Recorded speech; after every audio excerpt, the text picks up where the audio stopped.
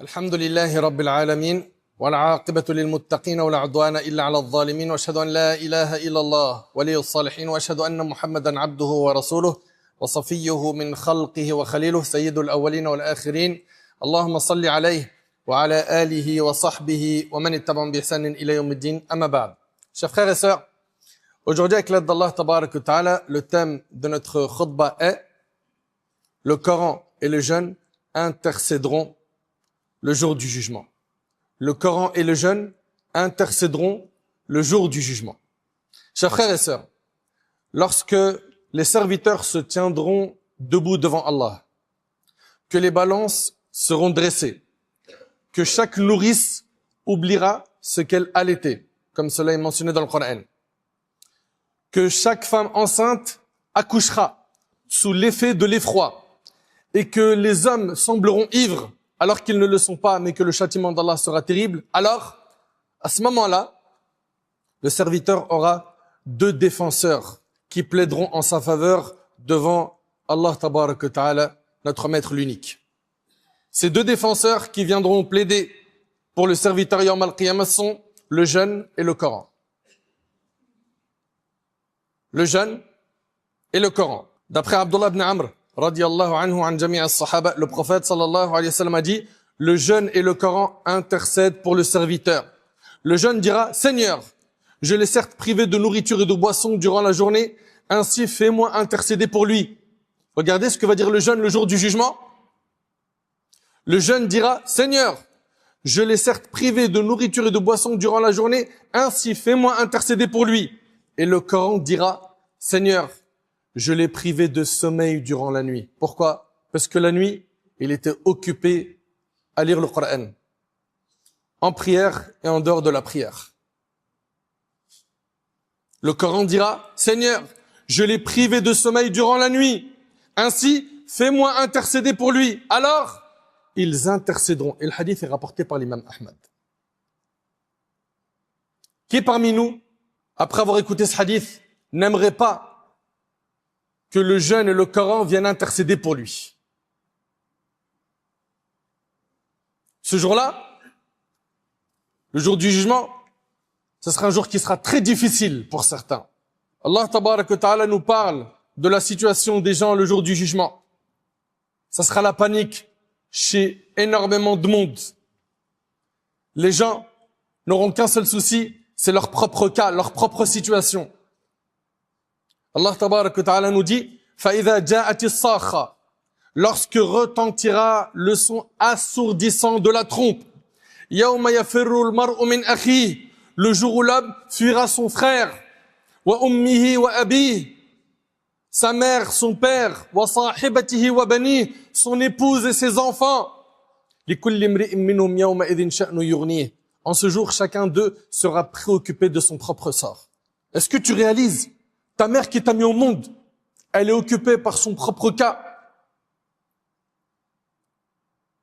Ni l'homme ne se souciera à ce moment-là de son épouse, ni de ses enfants, ni l'épouse de son mari, ni de ses parents, ni de ses enfants. Chacun a un seul souci. C'est où est-ce que je vais atterrir après ce jugement? Au paradis ou en enfer? Allah Tabarak wa Ta'ala nous dit, يوم تكون السماء كالمهل وتكون الجبال كالعهن ولا يسأل حميم حميما يبصرونهم يود المجرم لو يفتدي من عذاب يومئذ ببنيه وصاحبته وأخيه وفصيلته التي تؤويه ومن في الأرض جميعا ثم ينجيه كلا إنها لظى نزاعة للشوى تدعو من أدبر وتولى وجمع فأوعى. Allah subhanahu wa ta'ala nous dit, le jour où le ciel sera semblable à du métal fondu et les montagnes à des flocons de laine teintes. Le ciel se déchirera le jour du jugement. Les montagnes que l'on voit vont être réduites en poussière, comme nous le dit Allah. Allah nous dit par la suite, où aucun parent ne s'enquérera plus de son proche, bien qu'il se voie. En ce jour, le criminel aimerait pouvoir échapper au châtiment en donnant pour rançon ses enfants, sa compagne, son frère, son clan qui lui portait secours, et tout ce qui est sur terre pourvu qu'il soit sauvé. Il y en a certains le jour du jugement, ils seront prêts à tout donner, tout sacrifier. Pourquoi? pour se racheter, pour qu'il soit sauvé le jour du jugement. Mais Allah Ta'ala nous dit, mais il n'en sera rien. L'enfer n'est que flamme, arrachant la peau des membres et appelant à lui celui qui tournait le dos à la vérité et s'en détournait, et qui amassait des richesses et thésaurisait. Son seul souci dans la dunya, c'était ramasser de l'argent. La religion, c'était en second plan. C'est une option. En raison de l'intensité de l'horreur et de l'effroi ce jour-là, le fils ne demandera pas de nouvelles de son père, ni le père de son fils, ni le proche de son proche. فَإِذَا نُفِخَ فِي الصُّورِ فَلَا أَنْسَابَ بَيْنَهُمْ يَوْمَئِذٍ وَلَا يَتَسَاءَلُونَ. Allah nous dit, dans la sourate 23, lorsqu'on soufflera dans la trompe, ce jour-là, il n'y aura plus de lien de parenté et ils ne s'interrogeront pas les uns les autres. Je sais pas si tu réalises. Ton frère de sang, ta sœur de sang, tes parents, tes enfants, chacun est occupé par son cas. Ne pense pas que ce jour-là, ta mère qui t'a mis au monde te donnera une bonne action. Ou ton enfant que tu as éduqué, dans lequel tu as investi beaucoup d'énergie, ne pense pas qu'il va venir te sauver avec une bonne action. C'est chacun pour soi. Le sort de chacun dépend de ce qu'il aura acquis. Le jour où l'homme verra tout ce qu'il aura accompli et attendra le jugement qui sera prononcé à son sujet debout devant Allah, qui le fera rendre compte de ses œuvres et lui fera reconnaître ses péchés et ses fautes. Dans le hadith rapporté par l'imam al-Bukhari selon Adi, le prophète sallallahu alayhi wa sallam a dit, écoutez bien ce hadith s'il vous plaît, il n'y a aucun d'entre vous à qui Allah ne va pas parler sans qu'il y ait entre lui et Allah d'intermédiaire. C'est-à-dire quoi? Allah subhanahu wa ta'ala s'adressera à toi directement. Alors, il va regarder à sa droite et il ne verra que les actes qu'il a fait précédemment. Puis il regardera à sa gauche et il ne va voir que ce qu'il a fait. Il va ensuite regarder devant lui et il ne verra que le feu devant son visage. Aussi, protégez-vous du feu, ne serait-ce qu'avec la moitié d'une date. Et c'est rapporté par le Bukhari. Allah tabaraka wa ta'ala nous dit وَأَنذِرْهُمْ يَوْمَ الْآزِفَةِ إِذِ الْقُلُوبُ لَدَى الْحَنَاجِرِ كَاظِمِينَ مَا لِلظَّالِمِينَ مِنْ حَمِيمٍ وَلَا شَفِيعٍ يُطَاعٍ. Avertis-les du jour imminent où les hommes muets de terreur. Vous entendez? Où les hommes muets de terreur verront leur cœur remonter jusqu'à leur gorge. C'est une situation de panique qui est à son summum. Muets de terreur verront leur cœur remonter jusqu'à leur gorge. Les infidèles ne trouveront ni amis dévoués, ni intercesseurs qui puissent être entendus. Et à ce moment-là, pendant ce moment de panique, où chacun est occupé par son propre cas, il y aura deux intercesseurs. Deux intercesseurs, le jeûne et le Coran. Le prophète sallam a dit, le jeûne et le Coran intercèdent pour le serviteur. Le jeûne dira, Seigneur, je l'ai certes privé de nourriture et de boisson durant la journée. Ainsi, fais-moi intercéder pour lui. T'imagines, dans ce jour de panique, le jeûne y vient et il plaide pour ta cause. Mais t'aimerais pas que ce soit ton cas? Le jeune dira, Seigneur, je l'ai certes privé de nourriture et de boisson durant la journée, ainsi fais-moi intercéder pour lui. Et le Coran dira, Seigneur, je l'ai privé de sommeil durant la nuit. Qu'est-ce qu'il a privé de sommeil? C'est le Coran, pas TikTok,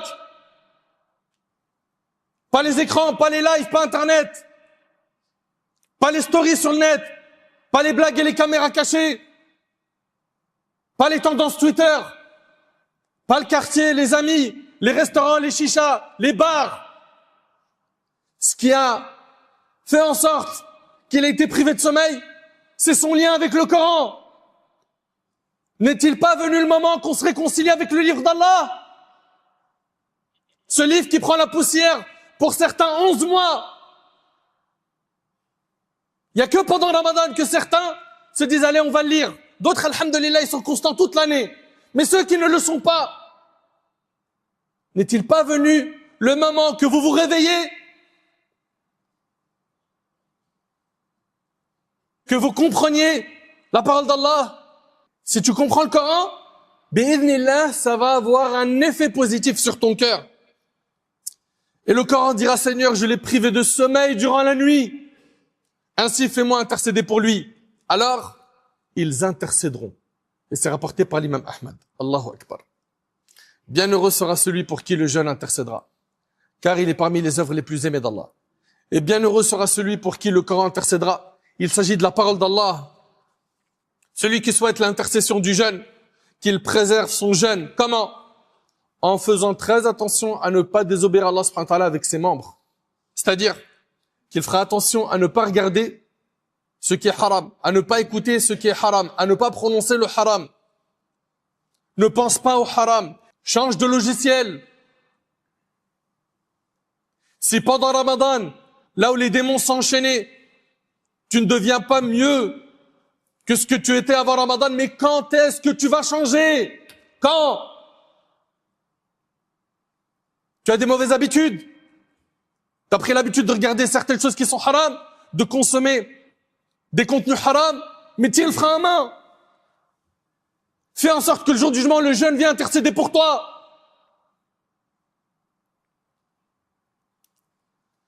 Celui qui souhaite l'intercession du jeûne, qu'il préserve sa langue, qu'il baisse son regard, qu'il retienne ses mains, ses pieds de tout mal, de tout ce qui est blâmable. Jabir radiallahu anhu, ce noble compagnon, a dit, lorsque tu jeûnes, que ton ouïe, ta vue et ta langue jeûnent également du mensonge et des interdits. Délaisse toute nuisance envers ton voisin. Délaisse toute nuisance envers ton voisin. Que la dignité et la sérénité t'accompagnent.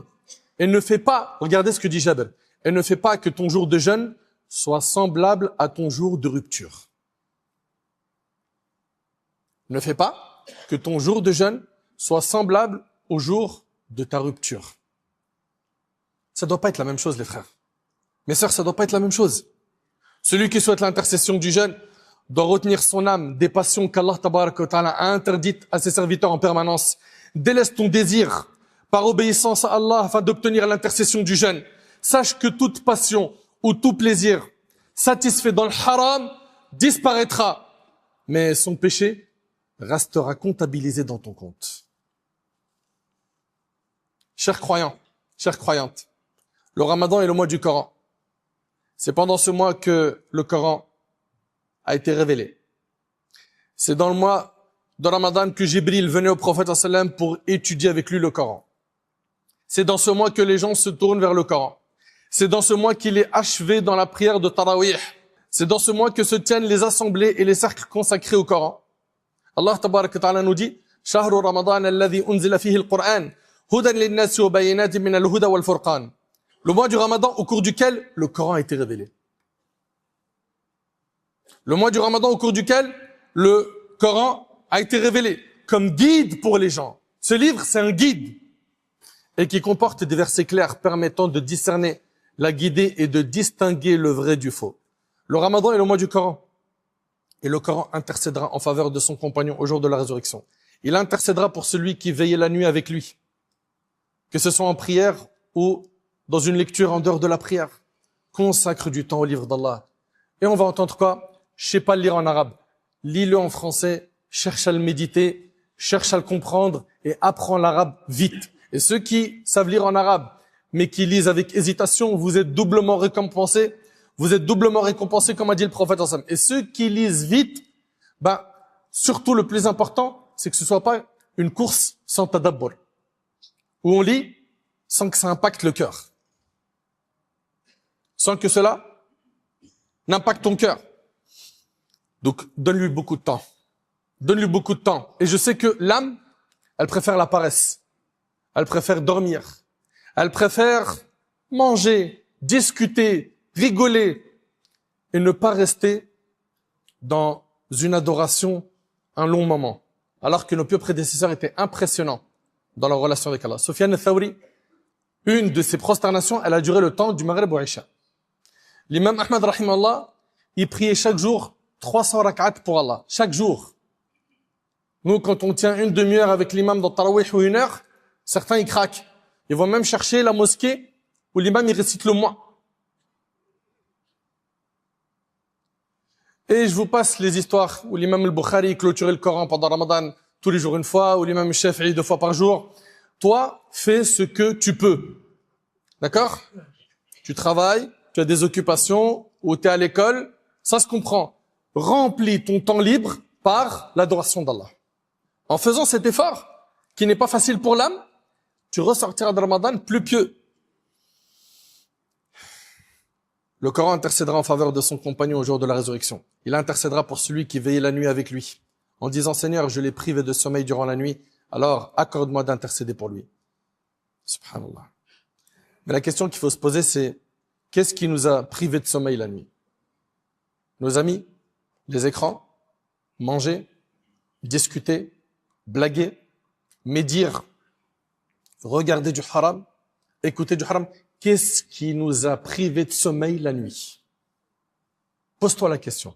Est-ce que c'était le Coran? Est-ce que c'était les prières nocturnes? La méditation du livre d'Allah? Ad-du'a? Allah tabaraka wa ta'ala, en décrivant les serviteurs du tout miséricordieux, il dit Azza wa Jal, وَالَّذِينَ يَبِيتُونَ لِرَبِّهِمْ سُجَّدًا وَقِيَامًا. Ceux qui passent la nuit prosternés et debout en prière devant leur Seigneur. Tu vas me dire, mais moi je peux pas prier toute la nuit. C'est trop compliqué. Ben au moins, at-tarawih. Tu commences avec l'imam, tu finis avec lui. D'après Jubayr ibn Nufayr, Abu Dharr radiyallahu anhu a dit, le prophète sallallahu alayhi wa sallam a dit, écoute bien ce hadith, celui qui prie avec l'imam jusqu'à ce qu'il termine, il lui est écrit la nuit de prière complète. Allahu Akbar. Tu pries avec l'imam du début à la fin, tu as la récompense d'avoir prié toute la nuit. Accroche-toi à ça. Si tu arrives à faire plus, fais. Abu Umama radiyallahu anhu relate, j'ai entendu le messager d'Allah sallallahu alayhi wa sallam dire, lisez le Coran, car il viendra certes le jour du jugement intercéder au profit de ses compagnons. Et c'est rapporté par Muslim.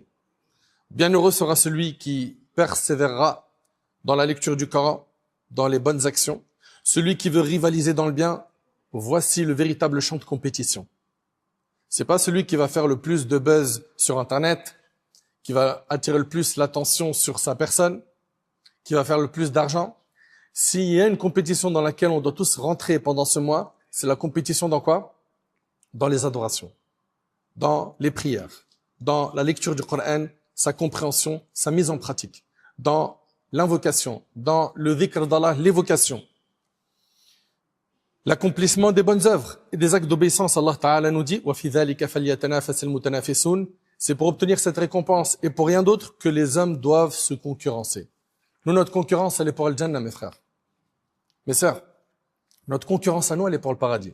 La concurrence qu'on voit là de gens qui veulent rouler avec le dernier Ferrari, etc., ça c'est une concurrence qu'on leur laisse. Elle ne nous intéresse pas. Nous, la concurrence qui nous intéresse, c'est celle qui donne les plus hauts degrés au paradis. Ce bas monde, il est éphémère. Et dans la tombe, il faut savoir que c'est là où tout commence. C'est la première station du jour du jugement, comme a dit le prophète sallallahu alayhi wa sallam. Certains, le jour du jugement, vont bénéficier de l'intercession du jeûne et du Coran. D'autres en seront privés. Et au final, tu ne récoltes que ce que tu sèmes. Enfin, profite du Ramadan, il vient de démarrer, et fais le nécessaire pour préserver ton jeûne, et fais le nécessaire pour te réconcilier avec le livre d'Allah sérieusement. Il faut que tu aies cette volonté, il faut que tu fasses des du'a pour te rapprocher du livre d'Allah, afin qu'il te change. Ce que tu dois retenir de cette khutbah, c'est mise sur le fait de vraiment jeûner avec tous les membres de ton corps, et mets le paquet sur les prières et les actes d'obéissance. J'implore Allah tabaraka wa ta'ala que le jeûne et le Coran intercèdent dans notre faveur. J'implore Allah subhanahu wa ta'ala de nous pardonner nos manquements. J'implore Allah subhanahu wa ta'ala de nous accorder la piété,